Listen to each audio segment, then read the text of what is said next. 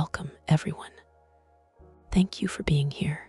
If you haven't already, please like and subscribe to follow along. I never thought I'd be sharing this story, but I've waited my whole life for my son's wedding. And the truth, it hurt more than I ever imagined. I had planned to be there, sitting quietly, watching him take that step, proud and full of love. But the day came, and I wasn't told. No call, no message, nothing.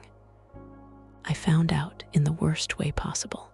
Every moment leading up to that day, I kept imagining how it would feel. And now, all those thoughts were replaced with a cold, empty silence. I raised him alone, worked hard to give him stability, and tried to teach him the values I held dear. I thought those years of sacrifice meant something, that he would include me in his biggest moments. But somehow, the wedding planning happened behind my back. I learned that family members and friends had known for months, and not one person thought to tell me. The realization hit me slowly at first, like a dull ache, and then it became sharp. I felt invisible, erased from a moment I had been waiting for my entire life. It wasn't just that I wasn't invited, it was that he had deliberately kept it from me. My son, who I had tucked in at night, wiped tears, and shared secrets with, had chosen silence. I kept questioning myself. Did I do something wrong? Had I been too strict, too honest, too present? Every memory of raising him replayed, and with each one, the weight of betrayal pressed heavier. I wanted to call him to ask why, but the fear of hearing an answer I wasn't ready for held me back. The day of the wedding, I tried to distract myself with small chores, anything to fill the void. I saw photos online, shared casually by relatives who assumed I already knew. My hands shook as I clicked through them, each image a reminder of what I had been excluded from. There he was, smiling in his suit, next to a woman I barely knew. People around him laughing, celebrating, and I wasn't there. The distance felt unbearable, the silence of my absence louder than any words. I couldn't sleep that night. I kept replaying every conversation, every choice I had made, wondering if I could have done something differently. The betrayal wasn't just about the wedding. It was about the fact that he didn't tell me, that he didn't trust me enough to be part of it. I felt a mixture of anger and deep sadness, emotions I hadn't allowed myself to feel openly in years. And yet, beneath it all, a quiet question lingered. How did we get here? And could I ever confront him without shattering everything I thought we shared the next morning? I tried to reach him, my phone clutched like a lifeline, but he didn't answer. Each unanswered call, each ignored text, felt like another confirmation that I had been intentionally left out.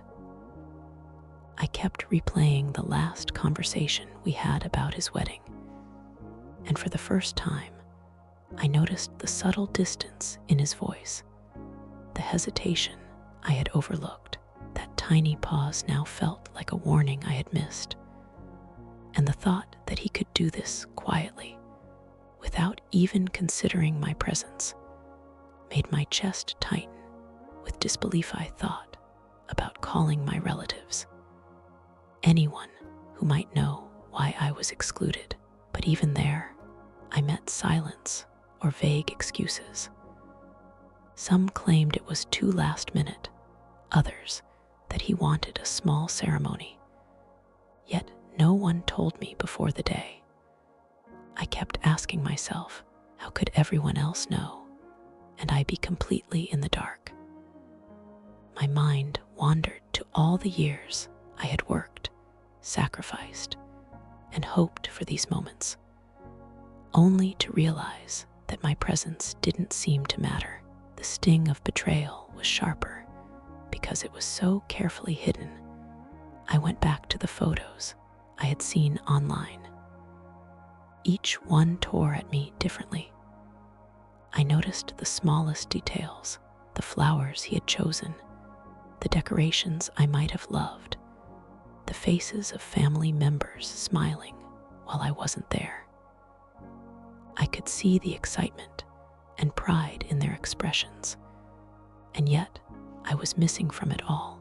Every smile on that day became a reminder of my absence. My heart ached, but I couldn't cry yet. Crying would mean accepting that this had really happened, and I wasn't ready to face that truth.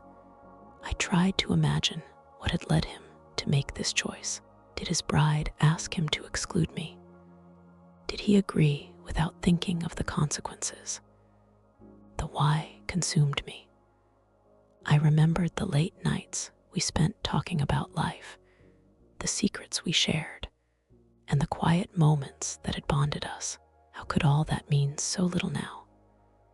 I began to feel a growing tension, a mix of anger and disbelief.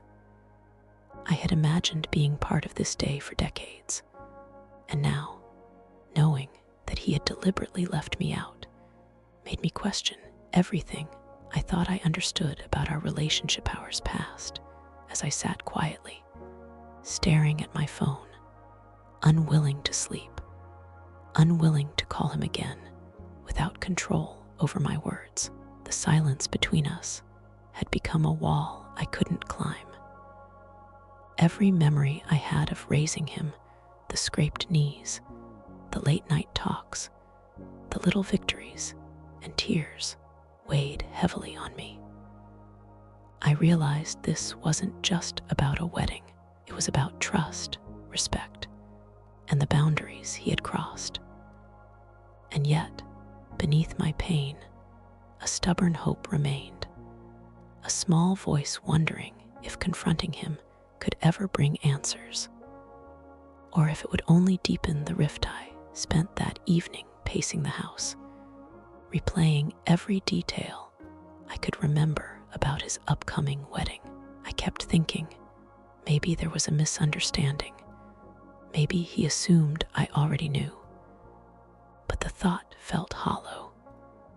Months of planning, everyone else involved, and I had not been told. My mind wandered to his bride, the woman I barely knew, and I couldn't stop imagining what role she had played in keeping me away. Each scenario felt worse than the last, and the anger and hurt inside me twisted tighter. With every imagined word or glance, I tried to focus on something else, anything mundane.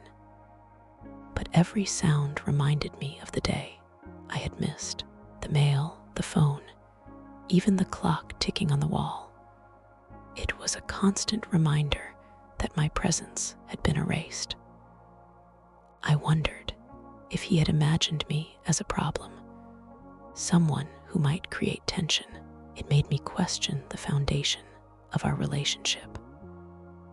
I thought of all the nights we spent talking quietly in the living room, the laughter we shared, the comfort I believed we had, and now, all that seemed fragile, like it had never existed at all.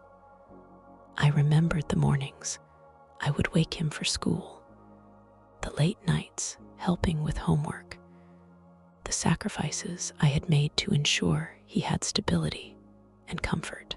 Did any of that matter in the end? Every memory was now tinged with the sharp edge of betrayal. I wanted to reach out to ask why, but my voice felt too small, too weak to carry the weight of the question. I realized that confronting him might not give me the closure I wanted.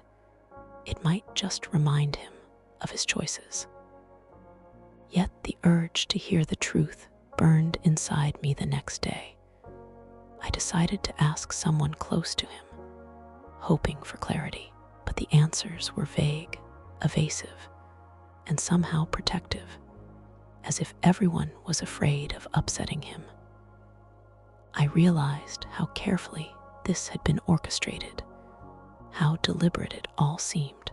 The thought of a secret wedding, of everyone knowing except me, made the betrayal sharper. I felt isolated in a way I hadn't before. The world moved around me, celebrating a milestone that was supposed to be mine to witness, and I was left outside, trying to make sense of why my own son could leave me out. I found myself replaying the early years, the moments when he was little, the tiny hands I held, the bedtime stories we shared, the tears I wiped. And now, in the absence of that wedding invitation, I realized that none of that guaranteed a place in his adult life. The thought crushed me, yet it also sparked a quiet resolve. I would have to face him eventually, not with shouting or blame, but with the truth of my feelings. I needed answers, but I also needed to understand how we had drifted so far apart without realizing it. I finally decided to call him, my hands trembling as I held the phone. The call went straight to voicemail, and I listened to his voice greet me only in a recorded message. My heart sank. I wanted to hear him say something, anything, that explained why I had been excluded, but all I had was silence. I replayed our last conversations, trying to find signs I had missed, words that hinted at this betrayal. But the more I searched, the emptier it felt. I realized he had kept this from me intentionally, and the truth of that cut deeper than anything else. I thought about visiting his house, maybe catching him before anyone else could intervene, but the thought of showing up unannounced filled me with anxiety. What if he reacted with anger or shame?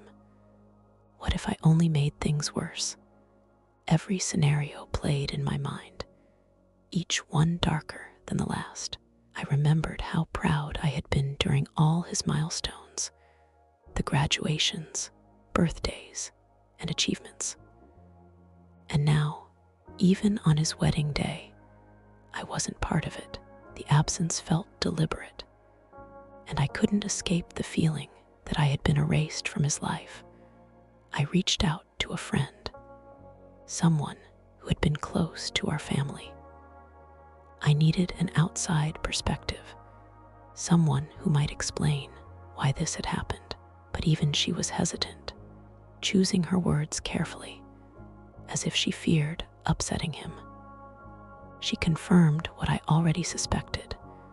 My son had chosen to exclude me. The thought was unbearable. Years of love, care, and guidance seemed to vanish in an instant. I felt anger and sorrow twisting together, and yet, beneath it all, I couldn't stop questioning my own role in this, to see if somehow I had pushed him away without realizing it. Every time I tried to sleep, the images of him at the wedding haunted me. I could see the smile on his face, the happiness around him, and my absence like a shadow over every photo I hadn't seen firsthand. I imagined the conversations I had missed, the laughter I would never hear, the small, meaningful moments that only a mother could share. The feeling of being left out of these intimate experiences was suffocating. I realized that this wasn't just a wedding. It was a signal of distance, a silent message that I no longer held the place in his life I had once believed. I kept asking myself the same questions over and over. Did he feel pressured to keep me away? Did he agree with someone else's plan without thinking of me? I tried to imagine the moment he decided not to tell me, what he thought would happen, and why he thought it was acceptable. Each scenario I imagined made my chest tighten, and a quiet rage simmered under the sorrow. This wasn't just a wedding I had missed. It was a choice he had made that defined our relationship in a way I wasn't prepared to face. And still, I longed to hear his side. Even if the answer hurt, I started thinking about the months leading up to the wedding. Had there been small signs I ignored, subtle mentions, hushed conversations, or glances that hinted at a plan I wasn't part of? The thought that I might have missed something made me feel both guilty and foolish. I remembered asking him casually about wedding preparations, expecting him to tell me a little. And now I realized he had been guarding details from me all along. The realization burned like a quiet fire, mixing disappointment with disbelief at how carefully this had been hidden. I kept imagining him standing at the altar, smiling at someone else, while I sat at home, waiting for news that never came. Every photo I saw online felt like a weight pressing against my chest. I tried to focus on anything else, chores, errands, even a book, but my mind refused to let go. The quiet moments of betrayal lingered in every corner of my thoughts. I felt small, erased, but also confused. How could someone I had raised and loved so deeply choose to leave me out entirely? I needed answers, but every step toward them felt like walking into a storm I wasn't prepared for. I reached out to his siblings, hoping someone might explain why I had been excluded. Their responses were careful, hesitant, almost rehearsed. No one would give me a straight answer. I realized then how meticulously my absence had been planned. It wasn't an accident, it was deliberate. Each conversation ended with vague apologies, or "we didn't think you'd want to come." I wanted to scream, to demand the truth, but the words stuck in my throat. I couldn't force them to tell me what they didn't want to, and my silence only made the absence feel louder, sharper, more permanent. That evening, I sat alone, thinking about the years I spent raising him. How many nights had I stayed awake, worrying about his future? How many sacrifices had I made so he could have stability, guidance, and comfort? And now, on what was supposed to be the most important day of his life, I was left outside. The thought that my love and presence might not matter at all brought tears to my eyes. I tried to remind myself that love isn't always recognized, that sometimes even the closest relationships can fracture silently. But the ache in my chest refused to be soothed. I finally decided I needed to confront him, but not yet. I had to prepare myself to calm the storm of emotions inside me so that when I did, I could speak clearly and ask the questions I truly needed answered. What had led him to leave me out? Did he feel I wouldn't understand, or had someone else influenced him? The uncertainty was unbearable. I knew that this moment, when it finally came, would define the rest of our relationship. Every unanswered question, every missed moment had stacked up, and I was ready, though nervous, to face it head on. I thought about the small traditions we always shared, our Sunday breakfasts, the quiet talks over tea, the way he used to lean on me for advice. None of that seemed to matter now. The wedding had happened without me, as if my presence was optional irrelevant. I felt a hollow ache inside, a combination of sadness and disbelief that someone I had nurtured and protected could choose to shut me out. I tried to imagine the conversation that had led to this decision. Who said what? Whose voice had convinced him it was okay to leave me out entirely? I kept replaying the images I had seen online. Every photograph was a reminder of my absence. My son laughing, smiling, celebrating with people I barely knew. Even though I wasn't there, I could feel the energy, the excitement, the joy that had surrounded him. But it wasn't mine to share. The more I looked, the more it felt like a punishment, a deliberate message that I wasn't part of this chapter in his life. And with each photo, the realization sank deeper that my son had actively chosen to exclude me. I tried calling again, leaving messages I knew might never be returned. Each ring was a mixture of hope and dread, and each unanswered call was a confirmation of the growing distance between us. I wondered if he felt guilty, or if he thought I would understand his reasons. But nothing in me could accept silence. I needed to hear the truth directly from him, to understand why my presence, something I had expected my entire life, had been denied. The waiting was unbearable, each passing hour amplifying the pain. I remembered the late nights when he was a child, when I stayed awake worrying about his future, or comforted him after a nightmare. I thought about how many times I had given up sleep, money, and comfort to make sure he had what he needed. And now, the thought that none of that had mattered cut me deeply. I realized that this exclusion wasn't about a single day. It was about all the years I had invested, and the way he had chosen to distance himself when it mattered most. The betrayal wasn't fleeting, it felt permanent. That night, I sat quietly, staring at my phone, feeling a storm of emotions I couldn't name. Anger, sadness, disbelief, longing, they all swirled together. I knew I had to confront him eventually, but I needed clarity first, and I needed to steady myself. The thought of seeing him, hearing his explanations, or facing a refusal to explain, filled me with anxiety.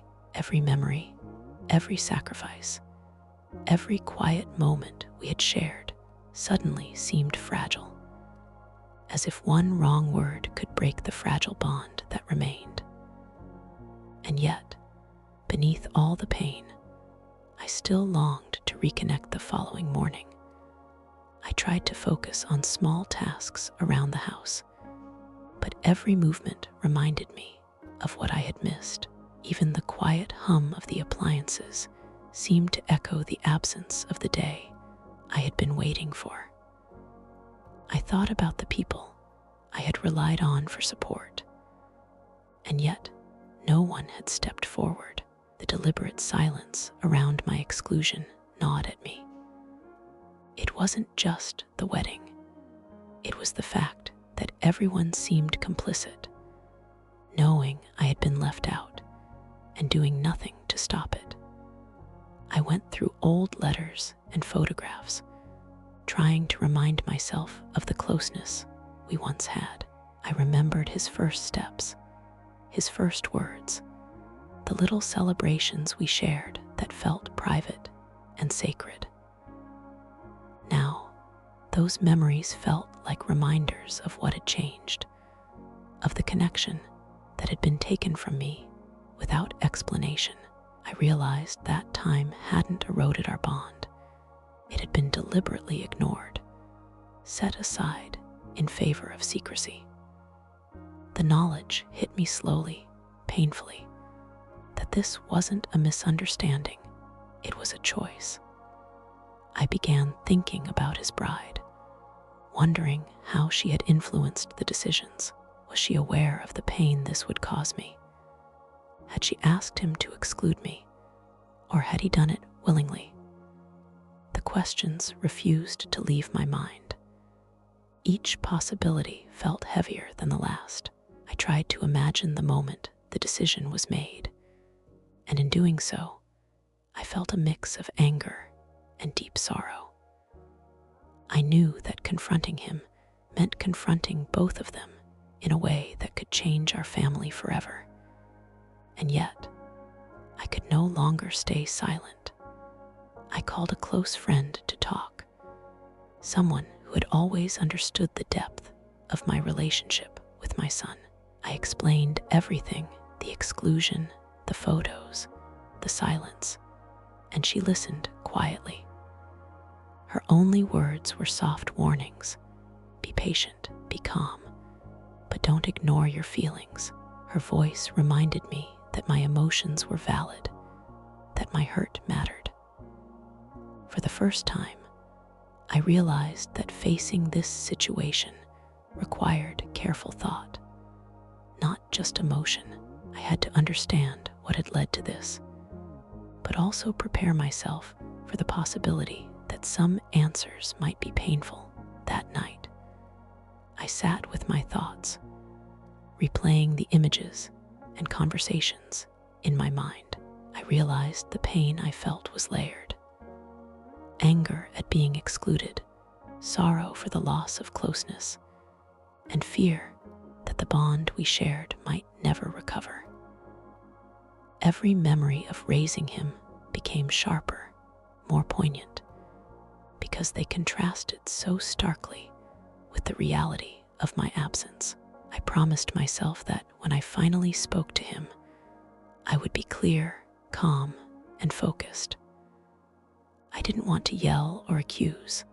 I wanted to understand.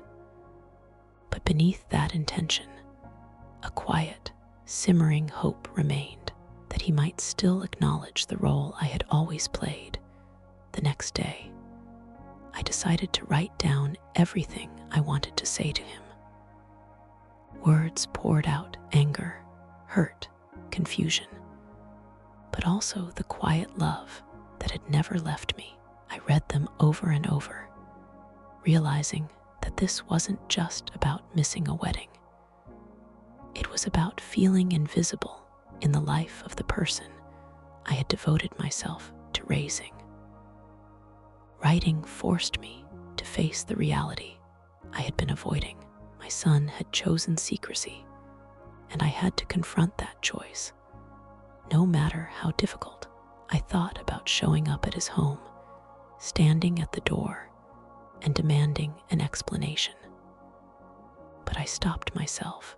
That approach felt impulsive, emotional, and I needed clarity, not confrontation fueled by hurt.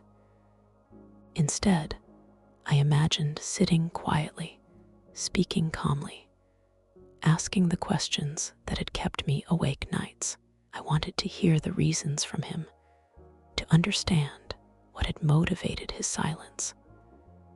But beneath all of that, a fear lingered. What if there were no satisfactory answers? What if this had been intentional and deliberate from the start? I called one of his closest friends, hoping for insight, someone who might have been present during the wedding preparations. Their responses were careful, guarded, and evasive. It became clear how deliberately this had been hidden from me. The realization was painful.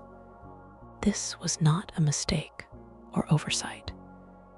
Everyone involved had chosen to leave me out. The thought made my chest tighten. My heart ached not just for the day I missed, but for the subtle messages of exclusion that whispered, over and over, that I was no longer central in his life. I reflected on our shared history, the small routines, the quiet evenings, the sacrifices no one else saw. It was those moments that made this betrayal sting even more.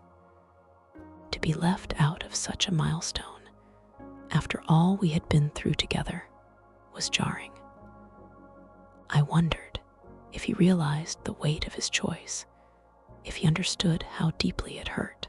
I wanted to confront him with these memories, not to shame him, but to make him see what had been lost in the silence, in the decisions made without me. That night, I sat alone, staring at the phone, imagining him at home or at his new life. Unaware of the storm inside me, I felt a strange mix of love and anger, longing and disbelief. I realized I couldn't change what had already happened, but I could decide how to respond. My voice, calm but firm, could open a conversation, one that might bridge the distance, or, at the very least, allow me to express the truth of my feelings.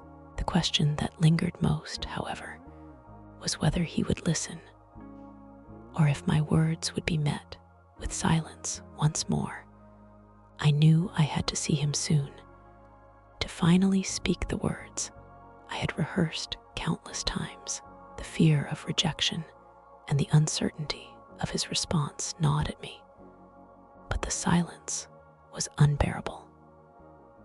I went over every possible scenario in my mind, imagining calm conversations, angry exchanges, and even complete refusal to answer. Each one tightened the knot of anxiety in my chest. Still, I reminded myself that I needed clarity, not control. This confrontation was about understanding, not punishment, even if my emotions wanted both. When I arrived, I paused at the doorstep, hesitant to knock. I could hear voices inside, laughter, the faint clinking of glasses. Every sound reminded me of what had been denied to me.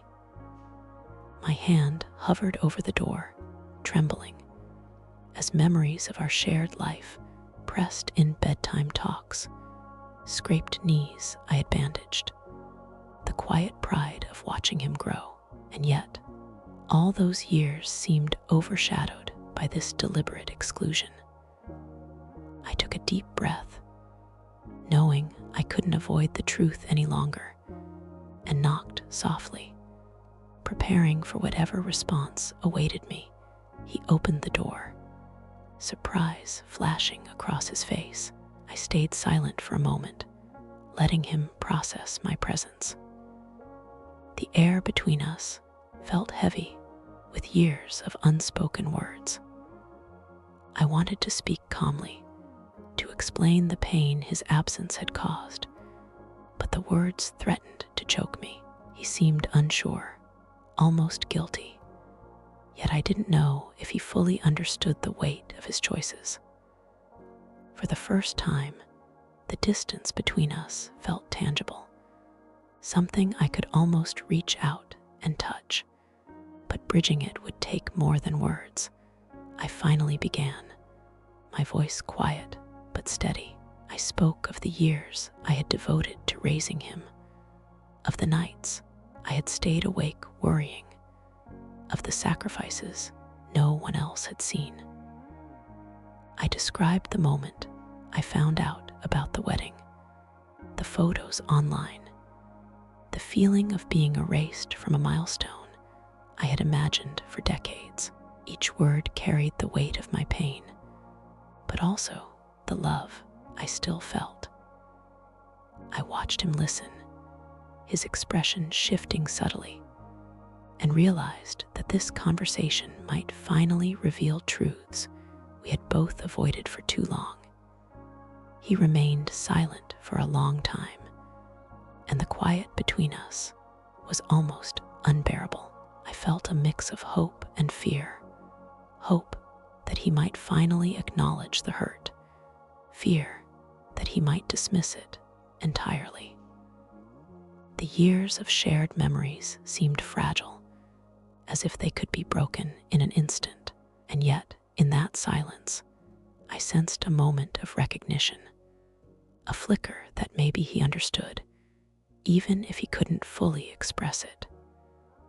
For the first time since the wedding, the possibility of connection felt real, tentative, but real nonetheless.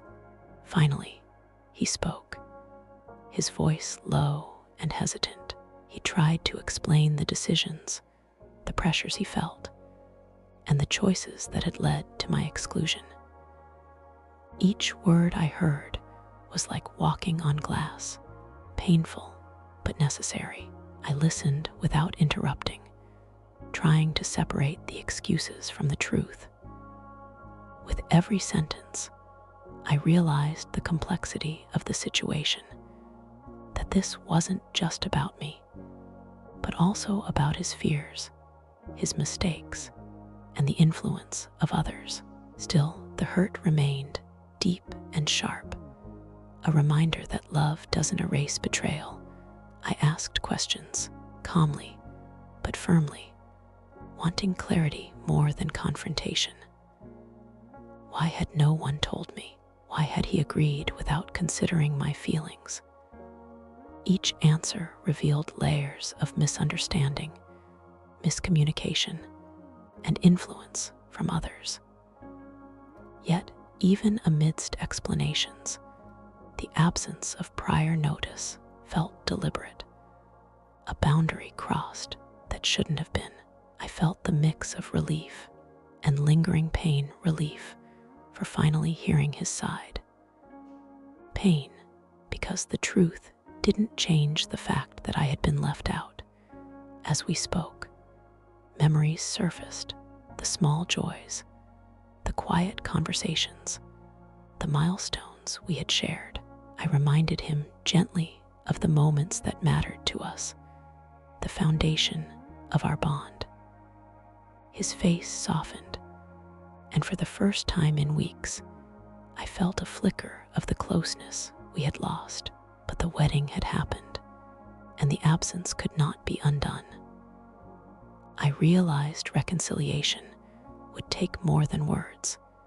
It would require effort, understanding, and a slow rebuilding of trust that had been fractured. I shared the depth of my hurt, not to shame or accuse, but to make him see the impact of his choices, the pain of missing the wedding, the photos I never saw firsthand, the silence of friends and family. It all weighed heavily on me. He listened, eyes downcast at times, hesitant, but present. The conversation was long, difficult, and necessary. By the end, there was no immediate resolution, but a beginning, a mutual recognition that the bond between us had been damaged, and that healing would require honesty and patience. As I left that evening, I felt the weight of the past weeks still pressing on me, but also a quiet hope. The confrontation hadn't erased the betrayal, but it had created a space for dialogue, for understanding, and for the possibility of reconnection. I realized that relationships are complicated, and love doesn't always prevent mistakes or exclusions. Yet, even amidst pain, I could acknowledge the moments of care and commitment that remained. For the first time since the wedding, I felt that perhaps the bond we shared could survive, if slowly and with intention. The following days were quiet, but heavy. I found myself replaying every part of our conversation, analyzing each word, each pause. I realized that the absence of the wedding couldn't be changed, but the way we spoke could shape the future. I thought about the power of listening, of being truly heard, and how it might heal some of the hurt. My hope grew cautiously. It was fragile, but tangible. Even in pain, I felt that our relationship had a chance to mend if we were both willing to acknowledge mistakes and take small, steady steps forward. I reflected on the years of raising him, the countless sacrifices, and the quiet moments no one else had witnessed. Those memories, once a source of pride, had felt overshadowed by exclusion. But now, with dialogue opened, I realized they could become a bridge rather than a weight. I thought about reminding him gently, over time, of the value of those shared years, the foundation we had built together, and the importance of presence, honesty, and inclusion. Each reflection became a small spark of hope. In the aftermath of betrayal, I thought about the family dynamics that had influenced the wedding. Perhaps others pressured him. Perhaps assumptions were made without asking me. Understanding didn't erase my hurt, but it helped me frame it more clearly. I realized that some pain comes not from malice, but from misjudgments, miscommunication, and fear. Accepting that made the emotions slightly more manageable. I still felt anger and sadness, but I also recognized a pathway forward through honesty, acknowledgement, and a willingness to rebuild trust that had been fractured each night. I replayed the conversation, focusing not on what had been lost, but on what could be salvaged. I reminded myself that love isn't perfect, that people make mistakes, and that relationships require continuous effort. I thought about approaching him with patience, asking for moments to reconnect, to share memories, and slowly rebuild the bond. Even though the wedding had excluded me, it hadn't erased our history. I could still influence the future if I approached it thoughtfully, with calm and intention, rather than anger or resentment. I finally allowed myself to imagine a future where the pain wasn't erased, but understood, where my son could acknowledge the hurt, apologize sincerely, and where I could forgive without forgetting. I pictured moments of quiet reconnection, coffee together, conversations about small things, laughter rediscovered. It wouldn't be immediate, and it wouldn't erase the past, but it could lay the foundation for trust to grow again. For the first time since the wedding, I felt a sense of control return, not over what had happened, but over how I would respond and heal. The days that followed were quiet, but reflective. I began noticing small changes in myself. I could think of him without instant pain, could recall memories without feeling erased. I started planning gentle ways to reconnect, small gestures that might remind him of the bond we shared. Even simple texts or calls became moments of tentative rebuilding. I realized healing wouldn't happen overnight, but acknowledging the hurt and allowing myself to feel it fully had opened the first door to reconciliation. I reached out again, carefully, with a simple message, letting him know I was willing to talk when he was ready. The response was cautious, but present. It wasn't immediate forgiveness or reconciliation, it was a start. For the first time since the wedding, I felt a sense of hope. The silence that had felt suffocating began to lift, replaced by a fragile thread of connection. I reminded myself that relationships are rarely perfect, and that even in betrayal, there can be opportunities for repair if approached with honesty and patience. I reflected on the lessons I had learned through this experience, the fragility of communication, the importance of inclusion, and the need to express emotions before assumptions grow. I realized that my hurt, while deep, had not consumed me completely. I had navigated anger, disappointment, and sadness, and emerged with clarity. The wedding had not gone as I had imagined, but it had shown me the strength of my love and the importance of expressing it. Even when others fail to recognize it, I envisioned the moments ahead, small conversations, shared meals, laughter gradually returning. It would be slow, but every step mattered. I reminded myself that love is patient and that relationships can endure mistakes if both parties are willing to engage honestly. I felt a quiet peace settle over me, knowing that I had confronted the pain, faced the betrayal, and opened the door to understanding. The past couldn't be undone, but the future could be shaped by intention, dialogue, and the care I still held for him. As I close this chapter, I want to thank you for listening and sharing this journey with me. Life isn't perfect, and even the closest relationships can face silence, misunderstandings, and exclusion. But acknowledging hurt, speaking truth, and offering patience can open paths toward healing. I hope my story resonates with you and reminds you to cherish the bonds that matter, even when they falter. Thank you for living this story with me. Please subscribe to follow more journeys of life, love, and resilience.